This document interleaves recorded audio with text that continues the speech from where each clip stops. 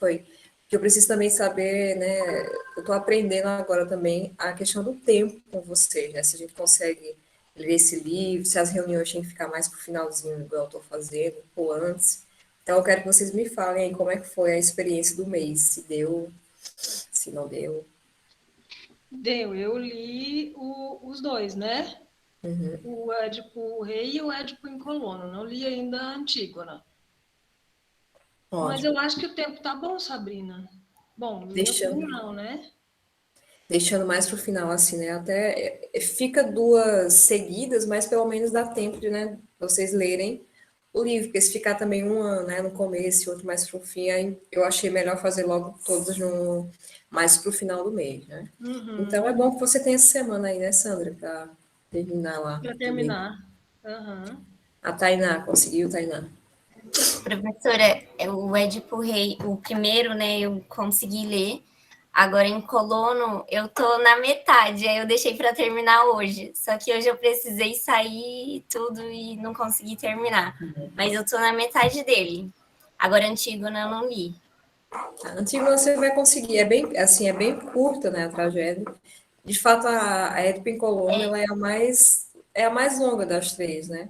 Que ela é, até eu vou falar para vocês que é a que o Sófocles, né, ele havia escrito bem no finalzinho da vida e só foi o sobrinho dele, né, que levou para a festa de Atenas, né, que a gente vai falar dela daqui a pouco, das celebrações de Atenas, e que colocou no festival, né? Então o Sófocles já tava morto e ele foi meio assim, né? Como a gente chama assim, me enrolou muito.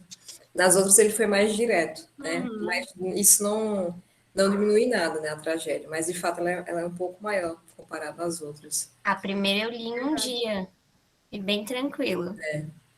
Ah, então você vai. Antigo, né? Bem menor ainda. O Mateus eu sei que já tinha lido, né, Mateus? E o Jefferson também. Então, vamos lá. Colocar aqui. Como é nosso primeiro encontro também, né? Falar para vocês que, em geral, nós pensamos esses encontros de 1 hora, tá? 1 hora e um pouquinho, mas pode ser que passe, então é bem tranquilo, vai depender de vocês também ao final, a participação, tá? Então, assim, a gente não tem um cronograma, um cronômetro, né, assim, mas em geral eu penso 1 hora, tá? Mas pode passar sem problema algum. Manter já ali, tá. Deixa eu voltar aqui. Bom, então, pessoal, antes de eu te apresentar, eu queria agradecê-los, né, por terem acreditado no projeto, né, e acreditado no meu trabalho. Eu espero que nós possamos aproveitar, né, tanto vocês, mas eu também, né, que eu vou aprender na medida em que eu vou relendo e vou pesquisando coisas para trazer para vocês, eu também vou aprendendo.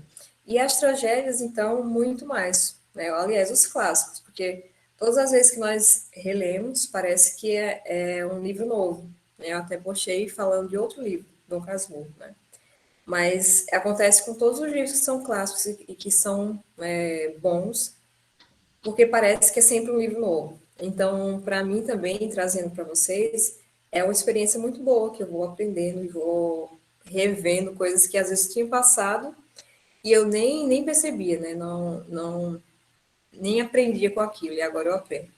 Então, vou compartilhar aqui um slide, tá, que eu fiz. Ele é um slide curto, então só com alguns pontos para a gente comentando e para nos ajudar a pensar de novo aqui no nosso livro. Só Uhum. colocar aqui. Vocês já estão vendo aí? Uhum. Tá. Então, eu fiz até pelo o Canvas, estou me arriscando agora no Canvas, porque eu nunca. Era só no PowerPoint, mas agora a tecnologia está avançando. A gente tem Tá legal. que descobrir. É muito legal e é bem mais simples do que o PowerPoint, até. Muito bom. Então, eu coloquei aqui, né, nosso primeiro livro e a imagem que eu escolhi, até inclusive faz parte do, do tema aqui, né, do slogan do clube, que é o Édipo e a Esfinge. Né?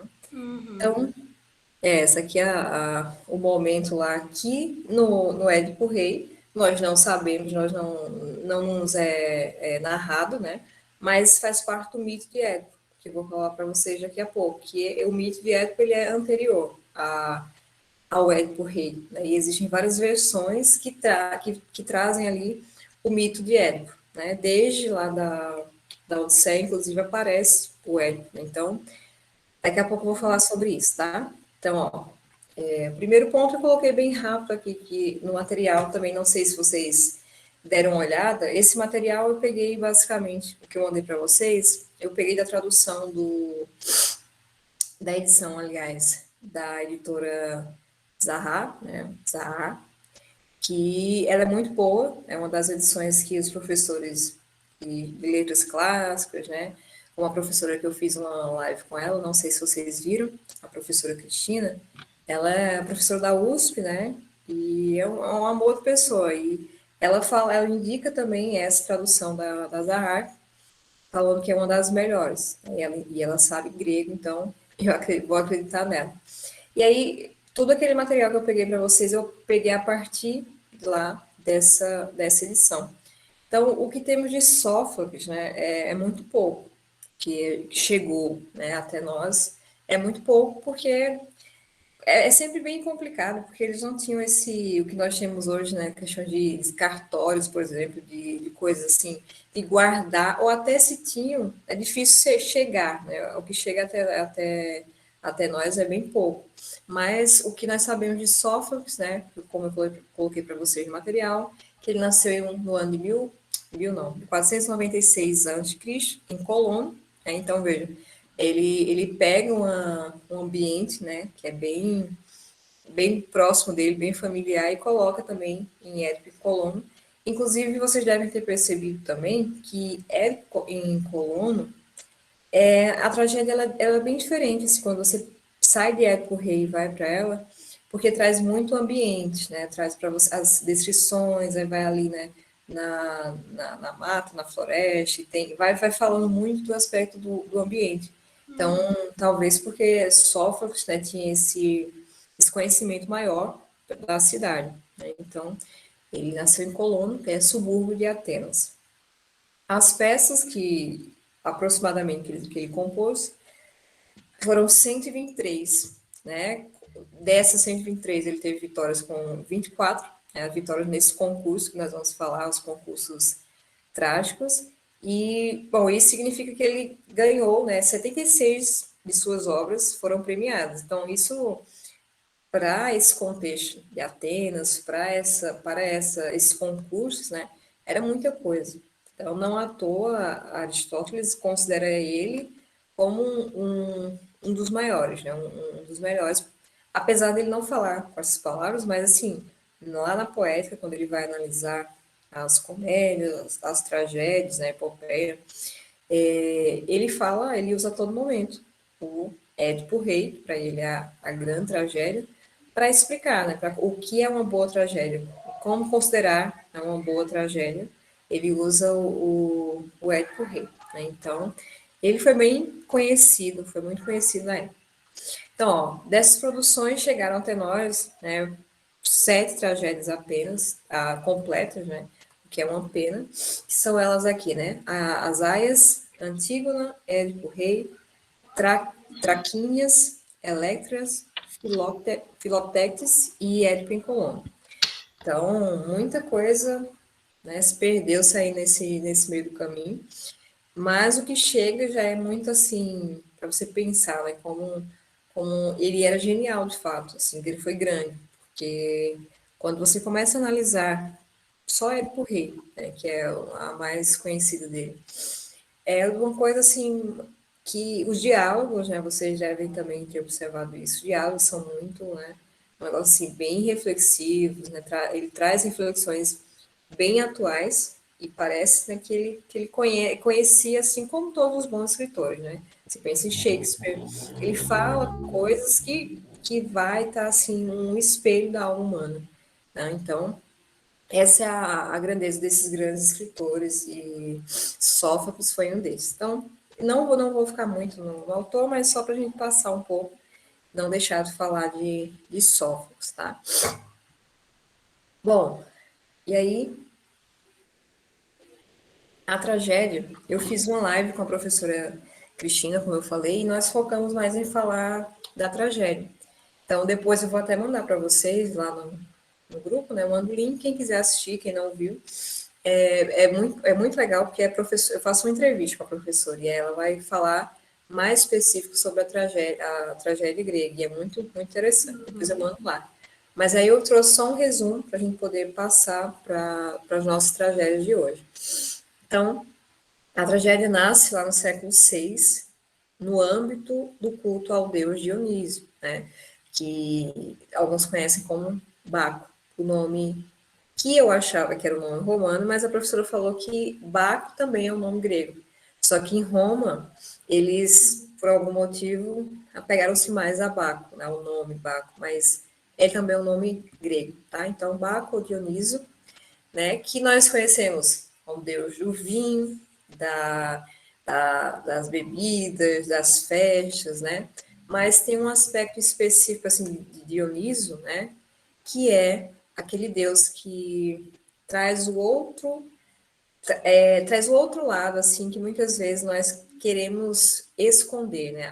Colocando a máscara ali social e escondendo aquela parte animalesca, né? Que todos nós temos. E Dionísio, eles vêm como aquele Deus, né? Que vai tirar, né? Aí tem as personas, né? Que é a linguagem mais psicológica, psicanalítica, as personas que nós usamos, e Dioniso e seus seguidores, né, as bacantes e etc., traziam esse lado, né, mais animal do ser humano. Então, essa questão das máscaras, dos personagens, tem tudo a ver também com Dioniso, né? Então, ele é o deus do teatro também, né? E surge as tragédias surgem nesse âmbito das festas, né, dos festivais que eram dedicados ao deus Dionísio. Então, em Atenas, todos os anos, eles tinham mais de um desses festivais e fazia-se competições, né, entre os escritores da época, e eles tinham que trazer as tragédias, as trilogias, né? Que, inclusive, o nome, né? Trilogia tebana. É trilogia no nosso sentido hoje, né? De você ter ali uma continuação, né? Da narrativa. Só que, no sentido grego, tragédia é entre aspas, porque Édipo em Colono, como eu falei, só foi colocada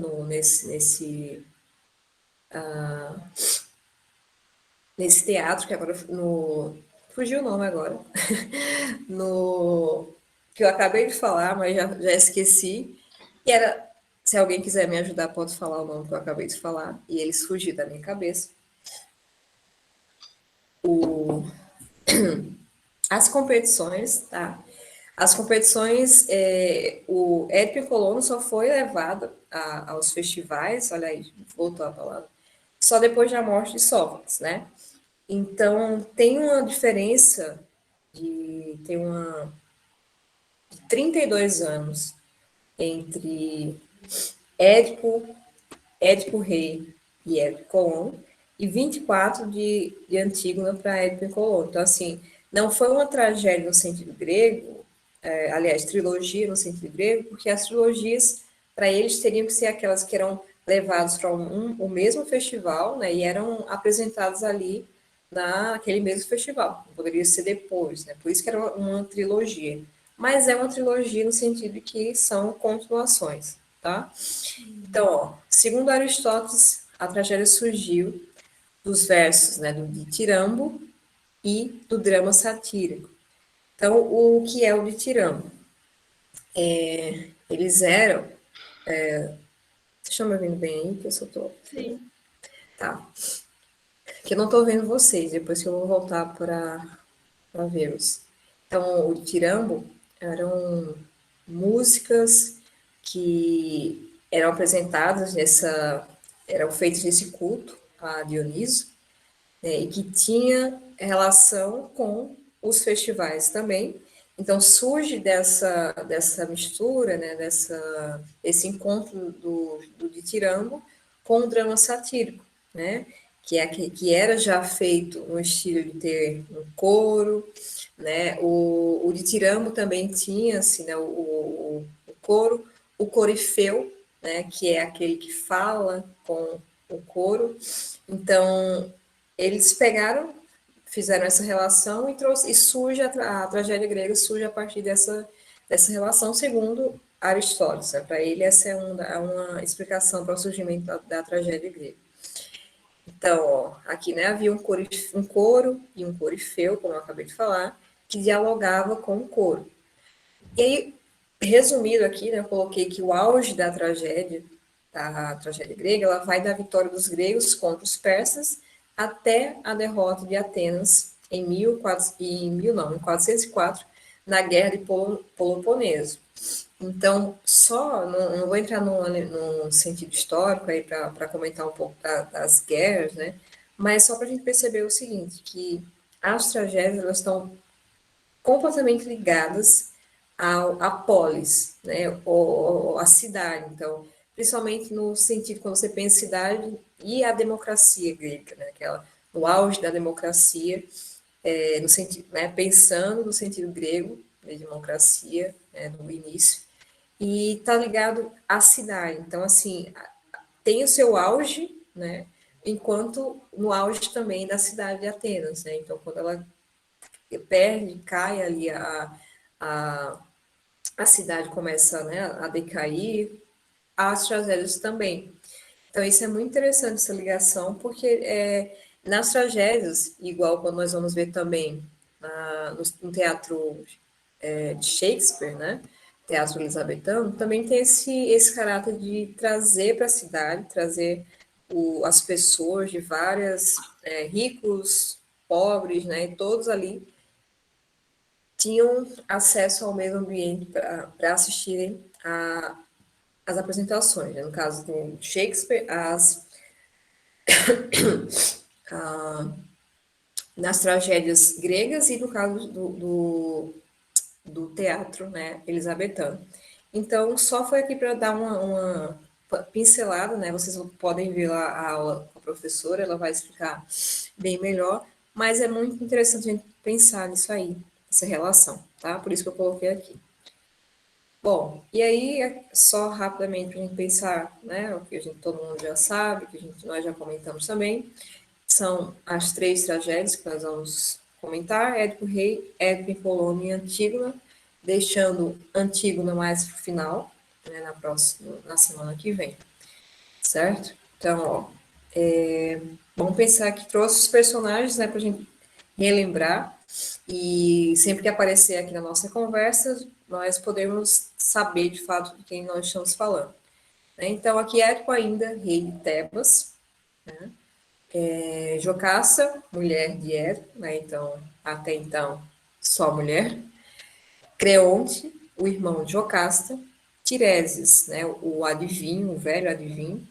Tem o sacerdote, que aparece logo no começo, que fala ali com Édipo. O mensageiro, o pastor, o criado ali do Édipo. O corifeu e o coro de anciões tebanos. Tá? Então, em resumo, temos esses personagens aqui.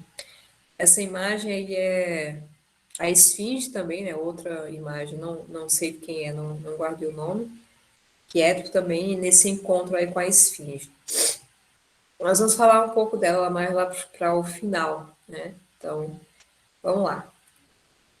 Coloquei aqui uns pontos para gente comentando, tá? Lembrando, se vocês tiverem alguma pergunta, algum comentário durante aqui, pode falar, tá? Não precisa ser só um monólogo, não. Vocês podem falar também.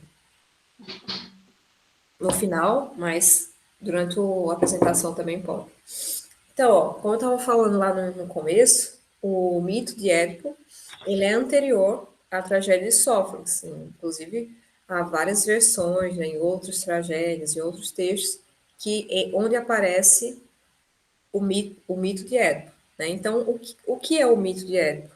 Em resumo, é assim, como tudo na Grécia Antiga, esse universo dos mitos, a gente nunca pode falar assim, né? era assim, assim, só assim, porque existem várias, sempre existe mais de uma versão sobre o mito. Quase nunca é um mito, ele traz só uma versão. Né? Então, o mito de Édipo, o que é mais aceito e conhecido, é aquele que o, o Tiresias, Tiresias não, o pai, né, o rei de Tebas, que era até então, né, o que depois chega a ser o pai de, de Édipo, ele, antes de conhecer Jocasta, fala que ele teve tinha um caso homossexual, né? Então aparece uma das primeiras vezes assim, nesse assunto na Grécia, o que também era bem comum, né? A gente acha que não, mas era um assunto bem comum para eles. E por isso ele recebe um castigo, né, dizendo que ele não vai ter, ele não vai ter a descendentes, né? Ele vai ter algum problema com a sua descendência. E aí depois, de algum tempo, ele casa-se com Jocasta, né? Assim, não sabemos bem como é a explicação, né? Como acontece. Ele casa com Jocasta e recebe, como vocês sabem, o oráculo falando que o filho, esse filho deles, nascia, iria matar seu próprio pai e dormir com a sua mãe, né? Se relacionar com a sua própria mãe. E querendo evitar essa tragédia, né? Que é que eles fazem? Eles, quando o menino nasce, né, quando o Édipo nasce, eles, querendo se livrar dessa desgraça, dessa tragédia, dá o Édipo para um pastor, né, e pede que ele abandone a criança nas montanhas de próximo ali da cidade de Corinto, né, para que ela morra ali à medida em que os deuses, como os deuses quiserem. Só que o pastor, como vocês também sabem, não teve essa coragem, ficou com pena da criança e mandou por outro pastor para que ele levasse para Tebas, né? Aliás, para Corinto, desculpa, ele estava em Tebas e esse pastor mandou para Corinto que ele iria para aquela cidade. Ele era pastor lá de Corinto, estava passando e levou o menino, levou Édipo. E assim Édipo foi adotado, né, criado pelos reis de Corinto e cresceu. Né, e, bom, depois disso, depois já adulto, ali em Corinto, ele começa a ouvir, né, aquelas gracinhas de outros, chamando ele de filho adotado, e ele quer saber, né, quer tirar limpo essa situação, e vai até o oráculo e faz a pergunta, né? Só que ele não recebe ele não recebe, Apolo não responde o que ele pergunta, mas fala que ele vai matar o pai, né, vai matar seu próprio pai e que vai dormir, vai se relacionar com a própria mãe. E Édipo fica, né, transtornado e para evitar essa situação, vai embora, deixa Corinto e vai sair, né, sai aí caminhando errante, até chegar próximo a Tebas, que no caminho de Tebas ele enfrenta, como nós sabemos, enfrenta, né, porque a esfinge estava trazendo vários problemas para o povo tebano, né, e ele vai, consegue decifrar o enigma, e quando está próximo ali, chegando em Tebas, no caminho ele encontra-se com o rei, né, que é o seu pai, só que, bom, ele nem sabe que é o rei e nem sabe que é seu pai, ele está no caminho, né? E eles vêm na outra direção, vêm de encontro com Édipo, e ele grita, né? O pai de Édipo, o rei, pede que ele saia do caminho, e um dos criados do rei, vem e bate em Édipo, né? Dá um surro em Édipo, e Édipo acaba matando o criado, o rei, e mata outros lá, só um que escapa, né? Só um desses criados que escapa, que vai aparecer na peça lá em Édipo Rei, né? Depois, muito tempo depois.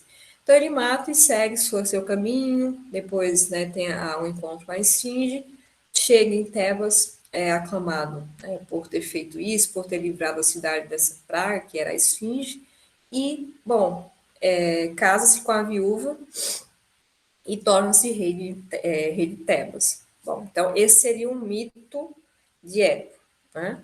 E aí nós começamos o em Édipo Rei já ali com a descoberta, né, por Édipo dos fatos terríveis, ou seja, o que motivou, na verdade, o que está motivando o castigo divino, né? Porque eles estão ali, a cidade está passando por um momento complicado, porque tem uma peste que está dizimando a população e eles começam na peça comentando sobre isso, né? Ó, que é que ele e os sacerdotes começam a conversar bem no início da peça, não, da tragédia, né? E começam a conversar e o sacerdote fala, né? Ó, você fez tanto bem à nossa cidade, então faça algo porque nós já não aguentamos. E Édipo a todo momento, sinceramente, como né, a gente vai comentar muito disso, ele em todo momento é sincero porque ele não sabe que ele é a causa de tudo aquilo, né? Então, ele fala, ó, o que é que eu posso fazer? Eu vou fazer algo para ajudá-los. E aí, nós vamos ver daqui a pouco, que é quando ele vai mandar o Creonte até Delfos para consultar o oráculo, né? Eu coloquei aqui, falando sobre a Ibris, né, em Édipo, porque é um ponto importante da obra, né, da tragédia e que aparece em várias tragédias. Mas em Édipo Rei, o que é a Ibris, né? É aquela revolta, né, do herói contra as leis, contra ações divinas ou humanas. Ele vai se revoltar, né, contra aquilo e vai querer mudar de alguma forma. Ele não vai querer aceitar o seu destino dado pelos deuses ou leis que ele não está concordando, que por algum motivo ele, né, não está satisfeito com aquela situação. Então, a híbris, esse ímpeto do herói em ir de encontro com com o que os deuses, né, determinavam, é muito forte, né? Quando Édipo, ele fala, não, eu não quero passar por essa situação, né? Foi um oráculo, mas eu não vou matar meu pai, eu não vou ficar com a minha mãe. E isso é o que os gregos chamavam da híbris, né? E em Édipo aparece nessa situação, quando ele foge da determinação divina. Só que, por um lado, existe a híbris, só que no final, né, a vontade humana e a vontade divina, elas convergem, né, porque apesar de Édipo tentar fugir do seu destino, do seu oráculo, ele, na verdade, ele acaba confirmando, né, o que os deuses pensam, o que os deuses determinam. Então, esse é um aspecto bem interessante também para nós comentarmos mais no final. Essa questão da liberdade, né, humana e esse destino, né, essa predeterminação dos deuses no sentido grego, mas também para no nosso sentido hoje, né? Bom, e aí como eu coloquei para vocês, Édipo mandou Creonte até Delfos para consultar o oráculo, né, perguntar, ó, o que é que nós podemos fazer para acabar com essa peste em Tebas, né? Então, Delfos aqui, né, que vocês devem saber, era um dos oráculos mais famosos, com mais idas, né, até lá, assim, as pessoas procuravam muito, e até hoje, né, fala-se muito em conhecer lá, quem vai na Grécia sempre quer passar por aqui, porque realmente é um dos mais conhecidos e famosos oráculos, né? Havia vários, mas esse é o mais famoso. E aí Creonte vai até lá, e o que ele recebe de oráculo, né, assim, não é tão bom, né? Que é que o oráculo, que é que Apolo fala, ó, vocês estão recebendo esse castigo porque é preciso que se vingue a morte do rei que foi assassinado e vocês precisam encontrar esse assassino e aí sim a cidade vai ficar livre, né, dessa peste. Bom, ao voltar, né, ao Creonte voltar com essa notícia, Édipo fica, né, ele fica aí, é o primeiro, é o arquétipo da literatura de policial, né? Ele fica fazendo todo uma interrogatório, vai fazendo tudo que nós temos hoje, né, em romances policiais, por exemplo, já estava lá em Épico, né? E ele começa a fazer essa investigação para encontrar o assassino. E, para isso, a primeira pessoa que ele manda buscar é o adivinho, né, o Tiresias, e obriga Tiresias a falar, porque o Tiresias, né, o adivinho, ele se recusa, ele fica relutante ali no começo, óbvio, porque ele sabia que o assassino era o próprio rei, Édipo. E ele fala que não quer falar, não me obriga a isso, né, tem toda aquela... E Édipo, não, você vai ter que falar, vai... E começa, depois disso, Édipo começa até a falar assim, ó, ou de duas uma, né, ou você não é adivinho, é um charlatão, né, e não sabe, ou você está de complô com Creonte, né? Então começa a acusar o Tiresias, e aí só depois disso Tiresias fala, né? Ó, então, sendo assim, vou falar, o assassino é você. Só que nesse começo, nesse momento da peça, da tragédia, ninguém acredita, né? Assim, não, pô, se nós não conhecêssemos, um mito pensando só na tragédia, não tinha nada que levasse a pensar nisso, né? Édipo, o grande rei, que salvou da esfinge, por aí vai. E ninguém acredita em Édipo também, não. Né? Então ele começa a dizer, você é um maluco. E mais uma vez, como o Tiresias, ele é um representante ali, né, um sacerdote, então, mais uma vez, essa descrença perante oráculo ou profecias surge no Édipo Rei, né? Ele fala, ó, até Jocasta também, esse velho, né, esse Tiresias não sabe nada. Então, ele fala isso, mas vai embora e deixa Édipo ainda inconformado, querendo encontrar esse assassino. E a segunda pessoa, né, em seguida que ele manda chamar, é o velho pastor, né, que ele descobre que lá no assassinato do rei, um criado escapou e veio contar tudo, né, para Jocasta, para as outras pessoas na época, e esse velho pastor estava ali isolado, e ele manda buscar esse pastor e pede também informações a ele. E só que aí vem o pastor, né, ele começa a falar, e Jocasta, como vocês já devem ter percebido, Jocasta ela começa nesse momento a entender e a já saber, ou pensar pelo menos, que trata-se ali, né, ela começa a perceber a realidade, a verdade. Ela não fala nada, ainda não tem a certeza, mas ela já começa a perceber que, na verdade, né, é de Édipo que eles estavam falando.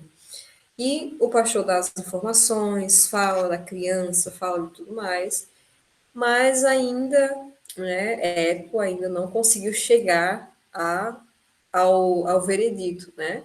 Só que nós, como leitores, já estamos no momento que já percebemos ali alguma coisa. E até que aparece o mensageiro, né, vindo de Corinto.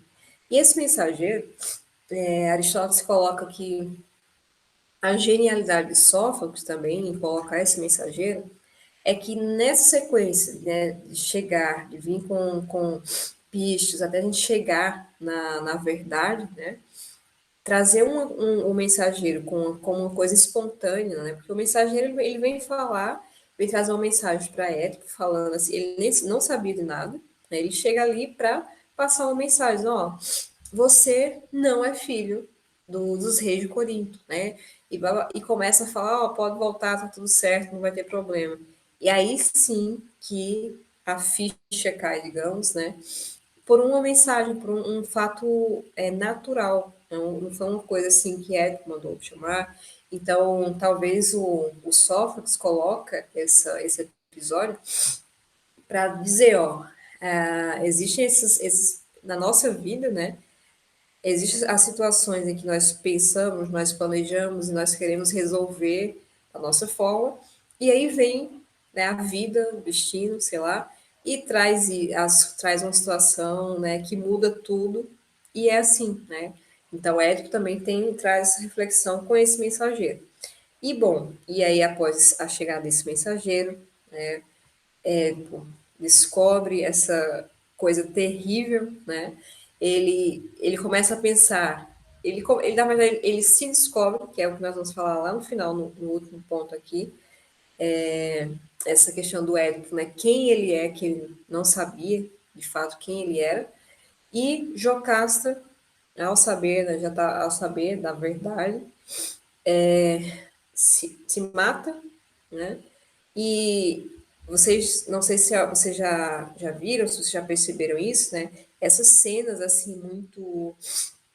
Esses episódios, né, de assassinato, quando o Édipo, né, não aguentando mais a verdade, ele não quer mais que ver as pessoas, né, encarar as pessoas e nem ver a ele mesmo, né, tem essa relação para os gregos, os olhos, né, tem essa dupla relação, ele vai e cegas, né, seus olhos, e essas cenas nunca são transcritas, né? Elas sempre acontecem lá e o mensageiro, ele vem e conta o que é que aconteceu, né? Ele vai narrando, ó, ele estava lá dentro e pegou e atingiu seus olhos. Nós, lá quando é apresentado, né, no teatro, nas tragédias, era assim também, talvez por esse motivo, né? As pessoas, eles não iam fazer isso, esse assassinato, não iam dramatizar, mas saía de cena e voltava o mensageiro contando o que aconteceu. Então é sempre o mensageiro que fala, né? Quando fulaninho matou alguém, ou quando ele próprio se matou, o que ele fez. A gente vê isso também em Medeia, né? Em várias outras tragédias, sempre é dessa forma. E aí eles descobrem a verdade, e aí encerra, né? Nós encerramos o Édipo Rei com essa revelação e Édipo, né, destruído, enfim, como vocês, daqui a pouco a gente vai ver também, se der tempo, alguns trechos desse final, né, para como Édipo se encontra. É uma situação assim, né, que nós nem conseguimos imaginar. Então, ó, aqui, tá, Édipo Rei. Alguém tem alguma pergunta, alguma coisa a comentar até aí? Deixa eu até voltar para ver vocês. Eu não estou vendo aqui. Não, Sabrina, por enquanto, só Tá, absorvendo, assim, né? se eu estiver falando muito rápido, vocês me avisam, porque às Não, vezes tá eu coloco. ótimo. Eu Tá, falo muito rápido, então. Não, tá Pode falar. ótimo. Tá, então eu vou voltar aqui.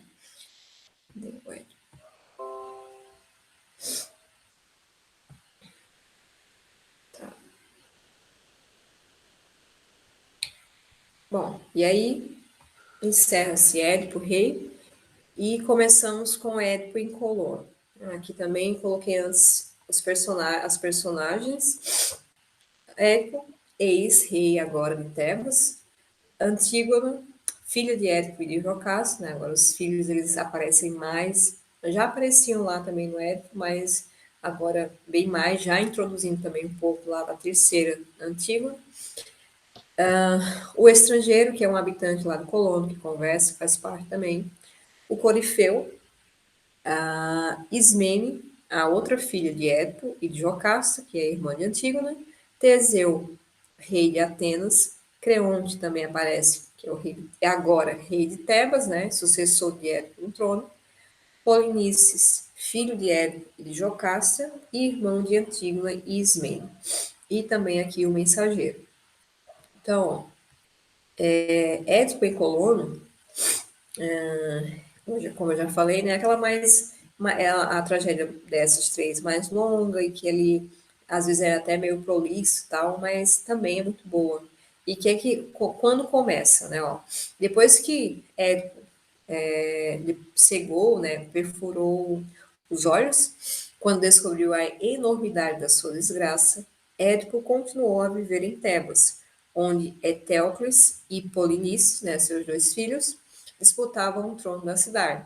Então, a briga que vai levar até Antígona, até o começo ali de Antígona, que é com os dois já mortos, começa aí, em Édipo e Colono, né? Porque eles ficam brigando para quem vai ficar com o trono de Tebas. Então, ó, ele ficou, ainda estava em Tebas, mas infelizmente deteve-se em Colono. Aliás, teve que sair de Tebas, né? Ele recebe Tebas, os cidadãos de Tebas não querem mais Édipo ali, que vai trazer desgraça, né, toda aquela situação, e ele sai vagando aí pelo mundo para achar a cidade que foi dita em um oráculo para Édipo, que seria a cidade que ia dar esse refúgio para ele, e que nessa cidade ele conseguiria finalmente descansar e morrer, né? Morrer e ao morrer nessa cidade, ele conseguiria o perdão dos deuses, né? Então ele volta, aliás, vai até lá e chega até Colono, próximo ali, né? Como eu falei lá no começo, a Atenas. Ele vai com a sua filha Antígona, né? Que é essa aqui da imagem, e pediu asilo a Teseu, né? Que era rei de Atenas nesse momento, prometendo-lhe em compensação, né? Ao ele deixar o Édipo ficar lá em Atenas, em compensação, proteger a cidade, né? Porque eles, ó, como eu tenho esse oráculo agora, né? Quem me proteger, quem me der, a cidade que me der asilo, né? Me der essa proteção, ela também vai receber graças por isso. Então, se você me aceitar aqui, né, Atenas vai ficar protegida. Então, depois de andar, e tem todo no começo aquela conversa com as pessoas que estão ali no caminho, né, próximo a Atenas também, mas aqui eu não trouxe todos os episódios, né, só estou dando uma revisão aqui. Então, ó, quando Creonte foi informado por um oráculo de que a terra onde repousasse o cadáver de seu infeliz cunhado seria abençoada pelos deuses, ele, né, Creonte, aparece no local. Ele sabe disso e sabe onde o Édipo está. Creonte vai até Colono e começa a querer, ele vai com algum exército, né, dele, para trazer de volta Édipo para Tebas. Só que Teseu não permite e Creonte vai embora. Essa é a primeira tentativa de trazer, após esse oráculo, trazer Édipo de volta. O Polinices, né, o filho de Édipo, um dos filhos de Édipo, também vai até Colono na mesma intenção, né? Na verdade, ele quer que Édipo, ao trazer Édipo para o seu lado, ele tenha ali apoio para subir ao trono, né? Para ser o próximo rei de Tebas. Ele vai até lá, mas ele não recebe o apoio do pai e faz o pedido que liga a tragédia com Antígona, né? Qual é esse pedido? Ele conversa com Antígona lá em Colono e fala, ó, quando você voltar, se acontecer alguma coisa, né, se eu morrer, prometo que você vai me dar o enterro, que você vai cuidar do meu enterro, porque vai que aconteça alguma coisa, né? Então já é uma ligação aí entre Édipo e Colono com Antígona. Então, Polinices vai, dá com a cara na porta e volta, né? Também outra visita, né? Outra pessoa que vai até Édipo em Colono é a Ismene, né? A filha do Édipo também vai ela vai antes de Polinices, inclusive, para avisar, ó, tá uma confusão, nossos irmãos eles estão brigando. E aí Édipo fala, ó, eles vão morrer por conta disso. Eu sei que eles vão morrer e volte e fale isso a ele, para eles pararem com isso, mas nada feito, né?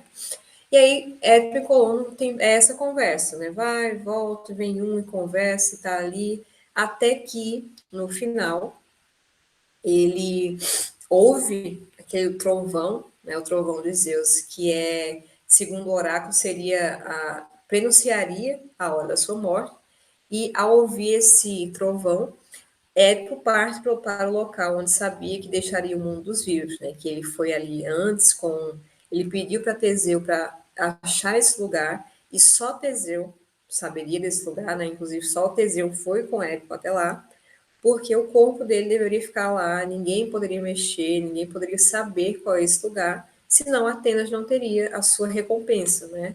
Ela perderia a proteção ao perder o corpo de Édipo.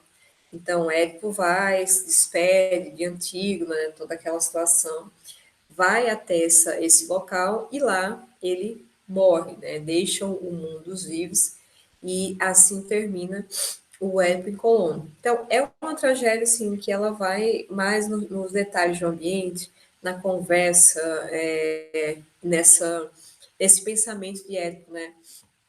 Como eu, que fiz tanto, né, esse pobre miserável, consegui ainda um benefício dos deuses, né? Por quê? Quem sou eu para merecer isso, né? Ainda consegui uma morte em paz, morrer em paz, ter esse perdão dos deuses. Então, o diálogo, né, os diálogos, né, no Édipo e Colono, eles são mais nesse sentido, né?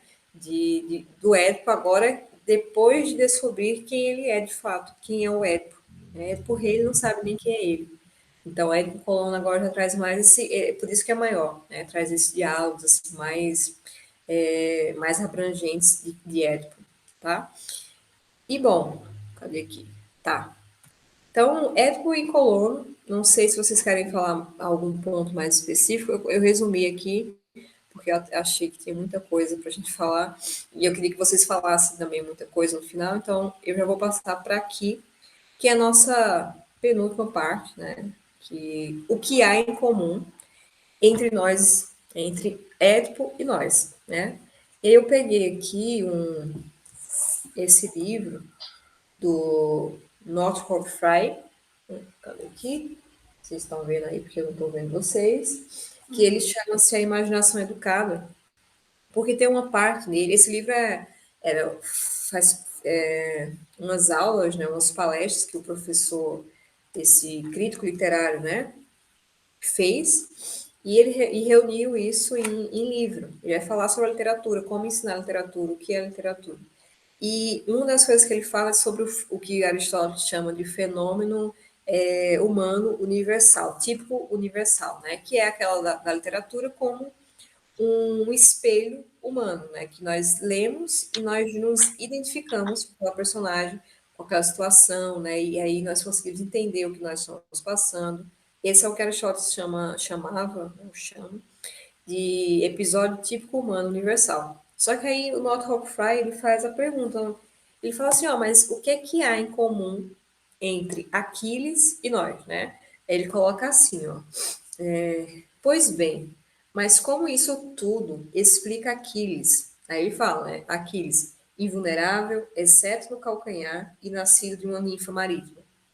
Se ninguém é assim, como é que se pode considerar Aquiles uma figura típica humana universal? Aqui está em jogo outro tipo de princípio.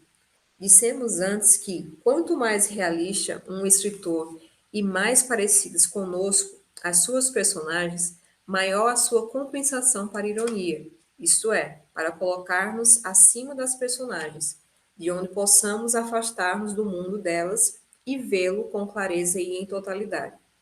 O Aquiles de Homero representa a técnica oposta, a do herói, uma personagem sobre-humana, formidável. Aquiles é mais do que qualquer homem poderia ser, mas é também o que qualquer homem desejaria ser, e faz o que fariam quase todos se tanta força tivesse. Não é o retrato de um herói individual, mas a força ardente do desejo, da frustração e do descontentamento humanos, algo presente em cada um de nós, parte da humanidade inteira. Né? Então, isso aqui tem muito a ver com quando nós pensamos em Édipo, porque, ó, falar que Aquiles traz alguma identificação como, né? Ele tem lá um semideus que tem a fraqueza, né, no calcanhar e uma força extraordinária. Quem é o outro, um ser humano que parece com Aquiles, né? Só que ele fala, ó, não é esse, é o Aquiles universal, é essa coisa da frustração, de todos os conflitos que Aquiles vive, que também são vividos por nós. E aí é a mesma coisa, né? Se você for pensar, o que é em comum com a pessoa? Quem que vocês conhecem, né? Que matou o pai, que casou-se com a mãe, que teve filhos com ela, e aí descobriu depois que aconteceu tudo isso, né? Então, assim, isso ninguém, assim, pelo menos que eu conheço, que vocês devem também pensar, não tem. Só que o que é que há em comum, né, com Édipo e com cada um de nós? Édipo, ele vive aquela atenção, né, a problemática de do conhece a ti mesmo, né? Que é lá também dos gregos. Porque ele não sabe, a todo momento, no Édipo Rei, ele é inocente no sentido de que ele nem se imagina naquela situação, ele quer descobrir a verdade, e na verdade ele não sabe nem quem ele é. Ele vive ali um personagem que, né, foi fingido a vida toda, porque ninguém nunca contou e não tinha como saber, e ele não se conhecia, né? Então, quem era o Édipo? E aí ele faz a trajetória do herói que vai buscar esse conhecimento, né? Quem somos nós? Nós vivemos isso, né? Esse percurso de autoconhecimento, né? Esse encontro com o Édipo, com a esfinge, tem muito a ver com isso, né? Que é as perguntas que a esfinge faz, e Édipo vai ter né? Decifra-me ou te devoro, né? Então, tem muito a ser falado nessa relação de Édipo conosco, nesse sentido do conhecimento, da busca, da maturidade, né? De você buscar saber quem é você, né? Ainda que ao descobrir quem é você, você não goste muito, né? Que seja um desastre, igual foi com Édipo. Mas só quando ele descobriu quem era, de fato, que ele conseguiu resolver alguma coisa, né? Fazer algo. Tirar a peste da cidade que ele tanto gostava. Então, assim, a consequência da verdade, a consequência do autoconhecimento. Então, Édipo traz muito essa conversa, né? E por isso que é tão atual, né? Então, Édipo e Colono, Antígona, trazem debates ainda muito atuais. Por isso que essa beleza dos grandes textos, né? Eles são sempre novos. E é isso, né? Então, para mim, a visão que eu trago para vocês é essa relação da identificação com Édipo seria nesse sentido. Não de fato no que ele fez, né? Mas nisso que ele tentou buscar nesse autoconhecimento.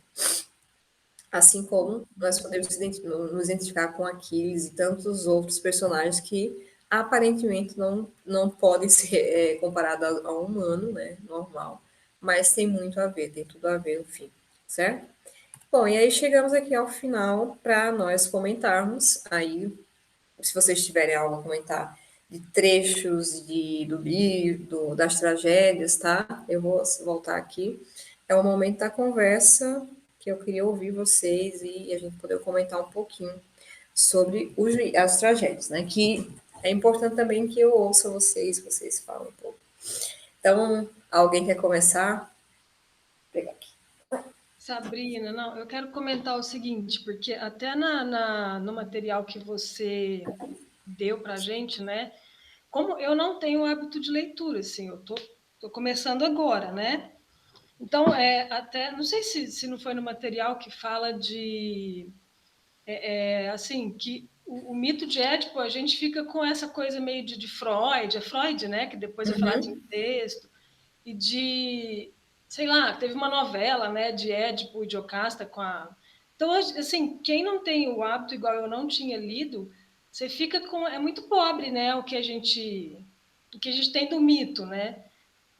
De novela, você lembra, fica muito nessa coisa, assim, do incesto mesmo, só da relação dele com a mãe, né? Então, assim, quando eu lendo agora, é tão maior, né? Tanta coisa, igual você falou, né? Assim, da gente... Tem hora que você se coloca assim, e se eu for Jocasta? E se eu for, né? Eu no papel do Édipo, Então, é muito... E também tem uma parte ali, né? Que fala, assim, que o mito em si é terror e piedade, né? A gente fica meio que aterrorizado mesmo, né? Você fala, gente, e se eu me descobrisse assim, se isso acontecesse comigo, se minha história, né? Como é que eu reagiria? O que eu faria? Então, e como eu acabei de ler ontem, fica tudo assim muito meio assustado, assim, né?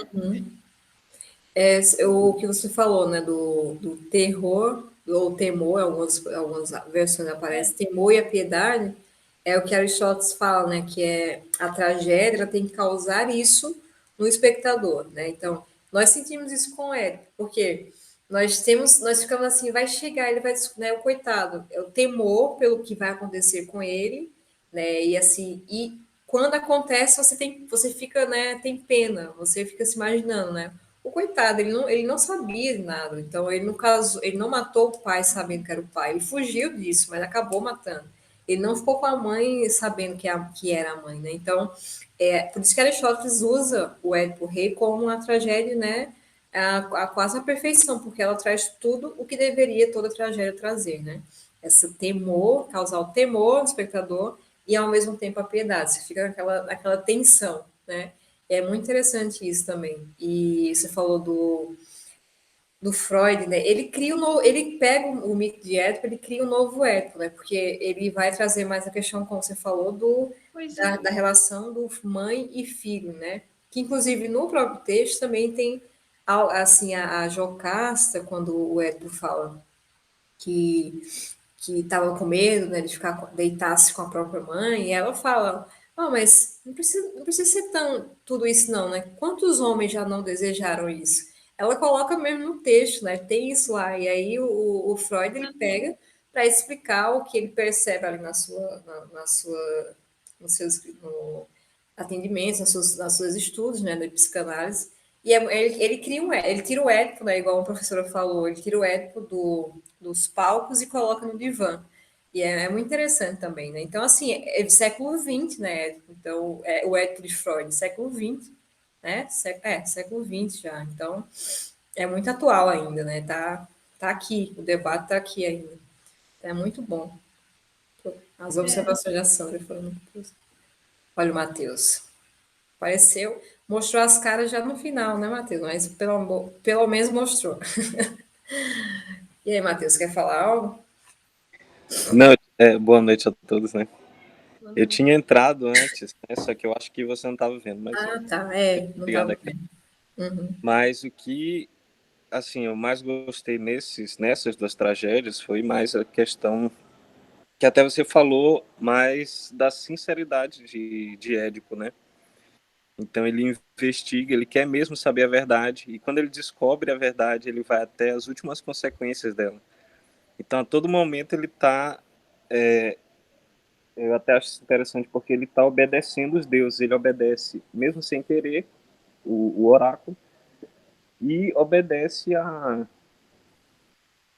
eu acho que é quem é de Colono, quando, eu não me lembro direito, alguém fala para ele, que é para ele, que ele vai morrer em alguma cidade, né, etc, enfim. Uhum. E aí ele sai e vai e procura essa cidade, ele encontra Colono, ele quer ficar ali em Colono. Então ele está sempre muito, assim, submisso à vontade dos deuses. Tem uma parte até que eu até marquei na minha leitura que ele fala assim: mensageiros são as vozes dos próprios deuses. Não me enganaram quanto a sinais pré-determinados. Então ele naquela parte em Édipo Rei, em que ele questiona muito o mensageiro, eu me esqueci o nome agora do oráculo, né, também. Uhum. Mas quando ele percebe que é a verdade, então ele se submete completamente àquilo. Ele não, apesar de ele parecer colérico, né? Assim, um temperamento um pouco colérico, até porque ele mata o pai dele por bobagem, vamos dizer assim. Mas ele está sempre se submetendo à vontade divina. E eu acho muito interessante, quando ele descobre a verdade, ele vai até as últimas consequências, né? Ele fere os próprios olhos. Enfim, eu gostei mais dessa parte mesmo, dessa questão da Dessa busca, né? sinceridade. Essa busca da verdade, né? E Todo o Édipo Rei é levado por isso, né? Ele quer saber a verdade, ele vai, eu quero encontrar esse assassino, a gente vai conseguir, vai, ele não faz ideia que é ele, mas ele, né, ele quer saber a verdade.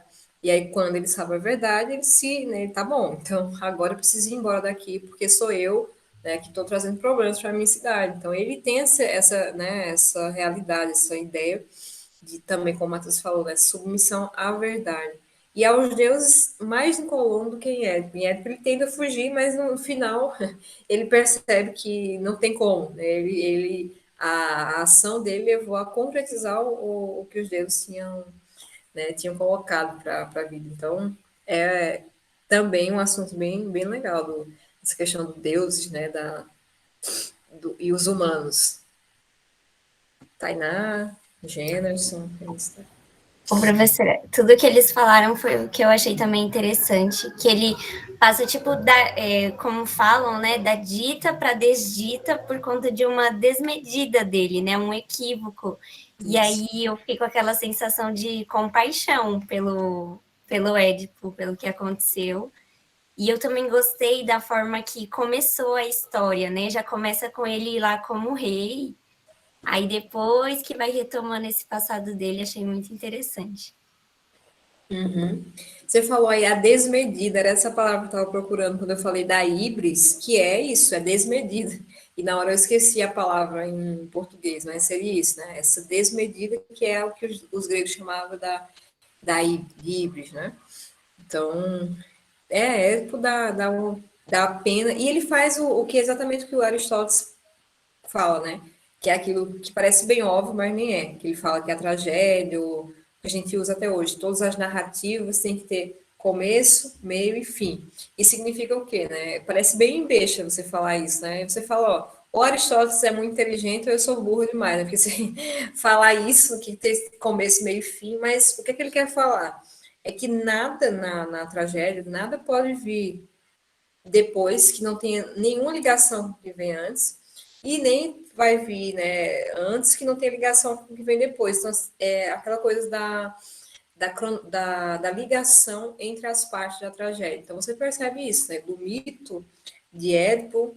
Por que ele não conta antes? Por que já começa ele em Tebas? Porque todo mundo da época conhecia o mito de Édipo, né? Então, ele nem precisou contar, porque ele já pega algo que já fazia parte ali da cultura das pessoas e cria essa outra situação, né? Essa, como se fosse uma continuação a partir do que as pessoas já sabiam. E aí vai, né, Édipo Colono e até chegar lá em Antígona. Então, tem sempre uma ligação. É isso que Aristóteles chama desse começo, meio e fim. É muito rico mesmo essa. Quer dizer, todas, né? Mas esse Édipo Rei acho que é a grande estrela mesmo do Sófocles. Gêneson, quer falar algo? Boa noite, né? Simplesmente só agradecer. Realmente foi uma explanação que abriu, né, os olhos para outras perspectivas e, sobretudo, principalmente no tocante ao Édipo Rei em si, a gente saiu um pouco daquela visão freudiana, que é o que a gente termina tendo muito, né? Mas a gente puder aprofundar mais e trazer esse olhar mais geral, mais integral, né? Que, conforme a professora bem mencionou, citando o Northrop Frye, né? Que a literatura vai mostrando sendo esse espelho da alma humana, né? Então, assim, eu tô inebriado ainda com tanto conhecimento e com tantas partilhas aqui. Muito obrigado. Eu que agradeço, Gêneson já foi meu professor, já. Então, ele também é professor, já foi meu professor e agora eu sou professora dele. Bom, mas essa é a ideia do clube mesmo. O próprio nome do clube é Catarse, né? Então, essa ideia grega de quê? Que é aquele momento de transformação, né? Você de encontrar ali, ao ler algo, ao assistir algo, alguma coisa da literatura, das artes em geral, e aquilo mudar a sua visão sobre você, né? E sobre o mundo, aquele momento de transformação. Então, esse momento de conversa nosso, a gente já vai exercitando para que nos próximos a gente tenha mais tempo para conversar mais, para vocês falarem, ó, eu relacionei tal coisa do livro com isso aqui, com outro livro, ou com outro filme, sei lá, podem fazer essa relação assim, que é isso que eu quero fazer, tá? Não é ficar preso no livro, não, é para a gente falar de várias coisas que tem a ver também, lógico, com o livro do mês ou da nossa conversa, tá? Então, bom, se vocês não tiverem nada a falar, eu estou satisfeita aqui com o que eu falei, mas se quiserem falar mais alguma coisa, senão nós terminamos por aqui. Não, é que está muito bom. A experiência, né? Eu que não tenho esse hábito de leitura, assim, é bom ter né, essas datas, porque você se força, né? Sim. E aí a gente vai tomando gosto naturalmente, né? É um Às vezes, universo muito bom. às vezes a gente precisa disso mesmo, assim, né? Infelizmente, às vezes nós só agimos assim, né? Ah, eu tenho aquilo até ali, eu preciso ler, eu preciso fazer, porque tá chegando. Eu, por exemplo, eu muitas vezes, assim, eu só faço as coisas assim mesmo, porque eu sou bem assim voada, então eu vou falando, vou fazendo uma coisa, perco tempo fazendo outra, e se eu não deixar assim bem marcado, eu preciso fazer isso hoje e amanhã, e aí eu não consigo fazer nada. Então, às vezes é bom você, né, colocar uma data, ó, tem que ler, e você vai se obrigar, e com o tempo aquilo vai ser natural, né, você vai gostando, você vai querendo ler, né, então o clube de leitura serve para isso e serve para a gente conversar, né, e ter essa abertura a outras coisas do texto também, né. Bom, mais alguma coisa? Ou não? Ô, Sabrina, Oi. eu estava pensando aqui, quando você falou, né, quando eu disse que ele não resiste a... Quando descobre a verdade, ele até resiste um pouco, né? Você disse que ele resiste um pouco nessa peça, mas Édipo e Colono não, né? Até por causa da idade também, né? Vamos dizer assim, ele tá mais jovem, ele tá mais impetuoso, né? Mais rebelde, vamos dizer assim. Também. E no Édipo e Colono ele tá velho, né? Assim, já tá mais maduro, né? Então ele aceita, assim, com mais doçura, assim, a consequência dele. Sei lá, eu tava pensando, sabe? Você É. disse. Não, tem a ver, sim. Poderia pensar isso, né? Esse ímpeto. Principalmente antes, vamos pensar no mito, né? Antes ele chegar até o ser rei de Tebas, né? Aquele ímpeto da juventude, né? De querer. Não, eu não vai ser assim, vai ser do jeito que eu quero. E eu não. Claro, é claro que também Édipo também não foi assim um revoltado, porque o que os deuses queria dele, né, também não é algo nada bom, assim, né? O cara tem que vai matar teu pai. E você ficar lá, tá bom, eu vou matar meu pai, também não é, né? Não é assim também. Então, ele foge disso, mas não é que ele fuja assim só por rebeldia. Mas assim, ele como era mais jovem, né, disse, eu vou tentar fazer alguma coisa, eu vou buscar e vou sair daqui. Talvez se ele fosse mais maduro, ele poderia pensar em outra situação lá mesmo, em Corinto. O que é que eu posso fazer aqui, né, tendo a minha circunstância, né, igual o Ortega y Gasset fala, o que é que eu posso mudar aqui mesmo, sem ter que fugir, né, do que eu tenho. Talvez se ele tivesse feito isso, ele tinha se livrado, aí sim ele teria se livrado de concretizar, né, o que os deuses colocaram para ele. Mas ao fugir, ao tentar, né, sair da situação dele, ele acabou, né, sendo levado. É aquela coisa, né, você vai pensar que o debate, né, da liberdade, não vou entrar nisso não, mas né, da liberdade, até onde a sua liberdade vai de encontro com os desígnios divinos. Então, isso aí é um vespeiro, não é a minha área, não, mas existe esse debate, né? Então, teria também um outro ponto, se alguém fosse trazer uma questão mais filosófica, por exemplo, do Édipo Rei, né? Poderia falar disso, dessa questão da liberdade, da predestinação ou não, né? Enfim. Mas eu não me meto aí, não.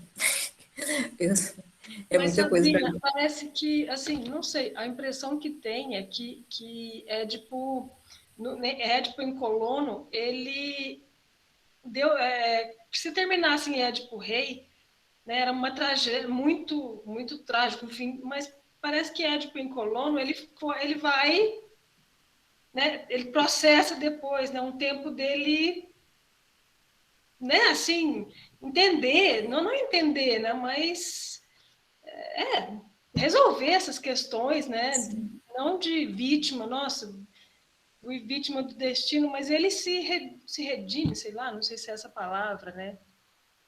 Não sei, não fica tão, né? Ele com os filhos ali, os diálogos. A gente vê, a Sim, gente conhece mais ele, né, também. muito bom as suas observações, que até o que fugiu, né? Você está trazendo o que eu esqueci de falar, às vezes você tá falando, né? Que todas as tragédias, né? Até o próprio nome, né? Tragédia. Édipo Rei, né? Tem Aí vai, cega, a outra suicida, se o outro fica cego e tal, né? Ter a descoberta de que ele matou o pai e aí estava casado com a mãe. Antígona, tem lá a morte, né, dos irmãos, a morte de Antígona, a morte do namorado de Antígona, todo mundo morre, quase que o Game of Thrones. Eu nunca assisti não, mas todo mundo fala que todo mundo morre, né? Então é quase isso, todo mundo morre e é bem trágico, né? Creonte fica sozinho, perde mulher, perde filhos, e Épico e Colono não. É a redenção, né? Ele acaba, é uma tragédia que não tem tragédia, no sentido que a gente, né, pensa nos outros, porque ele vai e finalmente ele tem um descanso, né? Ele tem ali a reconciliação com ele, né? Como a Sandra falou, e com os deuses, né? Agora sim, consegui, vou morrer em paz, agora vou ter o perdão, né? Pelo que eu fiz. Então, é uma tragédia bem assim, diferente mesmo, nesse sentido, de que não tem essa coisa assim, né? Esse momento que traz o temor, né? O terror, a gente olhar, observar, meu Deus, não, né? E talvez seja essa jornada, né? Que o Matheus falou também, essa jornada do Édipo que vai se descobrindo, né? E ele tem a sua maturidade, ele sabe quem é e finalmente ele pode agora morrer em paz, né? Ele descobriu, se reconciliou, né? Com os deuses e consigo mesmo. Né? Então, é muito legal, isso foi muito bom essa observação, Sandra. Tinha esquecido de falar isso. É meio que assim também, né? Bom, fui vítima, né, de uma tragédia e o que eu faço agora, né? Quando estou vivo ainda, né? Assim, descobri, aconteceu e o que eu vou fazer com isso agora, né? Assim, fiquei pensando nisso, né? Isso é o que eu tenho agora, né? O que eu posso fazer agora com isso? Acontece conosco também, né? A gente está numa Talvez. situação difícil. E agora, né? É isso que eu tenho agora. Não tem como voltar atrás, não tem como desfazer. O que é que eu posso fazer agora, a partir de agora, né? Ou eu vou me reconciliar, né, comigo, ou eu vou me desesperar e vai ser pior ainda, né? E ele aceita, ele sai, vai seguir seu caminho, vai procurar essa cidade. E essa cidade, né, fica como aquele momento de transformação, aquele lugar que vai trazer a paz para ele, né? Então, nós também podemos, às vezes temos isso também, né? Comparando com a nossa vida. Faz muito sentido, sim. Muito bom. Tainá ia falar alguma coisa ou não? Ou foi o que eu achei? Não sei se você tinha mexido no microfone. Bom, algo mais? Goiânia tá 1000 graus hoje, é um lugar quente, Jesus. Deus me livre. Vocês não sabem como eu sofro com esse calor Goiânia. E eu sou pernambucana, mas eu nunca sinto tanto calor. E a minha temperatura normalmente é quente. Eu ia ao médico, por exemplo, no começo da pandemia, eu sempre era barrada nos mercados, porque eu sempre tenho, minha temperatura normal é 37. Então, eu sou quente, se chegar perto de mim, eu tô quente toda hora. E aí o povo sempre achava que eu estava com febre. Eu, não, é a minha temperatura normal, não tô com corona, não. E aqui em Goiânia, então, aí vai para uns 40 graus. Né? É fogo. Sofrido. Nossa. Bom, pessoal, então, sábado à noite, não vou tomar mais o tempo de vocês, não, assim, né, descanso. Eu agradeço muito, foi muito bom conversar com vocês hoje e fico ansiosa já por sábado que vem. Tá? Preparem, se quiserem anotar algo para comentar, né, para lembrar, para comentar, fica à vontade, tá bom? Tá ótimo. Muito obrigada, professora. Obrigada, Tainá. Tchau, bom final de semana. Obrigado, Sabrina. Tchau, pessoal. Bom fim de Você semana. também. Tchau, até mais. Até. Tchau, tchau para vocês também. Tchau, gente. Parar aqui, gravar.